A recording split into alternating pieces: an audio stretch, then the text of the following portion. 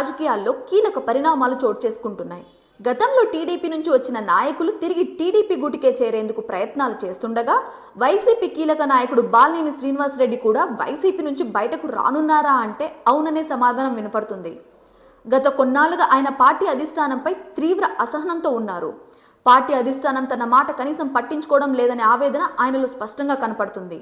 కీలక సమయంలో తనకు అండగా నిలవాల్సిన పార్టీ ఇప్పుడు సైలెంట్గా ఉండటం బాలినేనికి అస్సలు నచ్చడం లేదు. పార్టీ బలోపేతం కోసం విశ్వ ప్రయత్నాలు చేసిన బాలినేనికి వైసీపీలో అనుకున్న విధంగా గుర్తింపు దక్కలేదనే ఆవేదన ఉంది. గతంలో కూడా మంత్రి పదవి విషయంలో కూడా ఆయన తీవ్ర అసంతృప్తిగానే ఉన్నారు. ఇక జిల్లాలో కొందరు తనపై పెత్తనం చెలాయించడం బాలినేనికి ఏమాత్రం నచ్చలేదు. తర్వాత వచ్చిన వాళ్ళు తనను ఇబ్బంది పెడుతున్నారని బాలినేని చెప్పినా సరే జగన్ పెద్దగా పట్టించుకోలేదని బాలినేని తన అనుచరుల వద్ద ఆవేదన వ్యక్తం చేసినట్లు తెలుస్తుంది.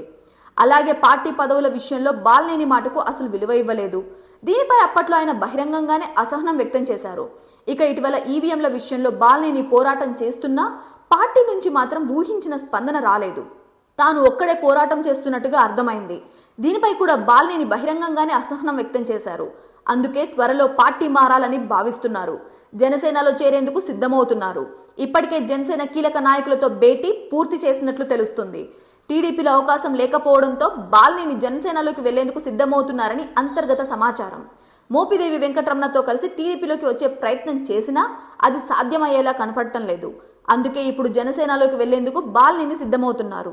త్వరలోనే రాజీనామా నిర్ణయాన్ని అధికారికంగా ప్రకటిస్తారని సమాచారం.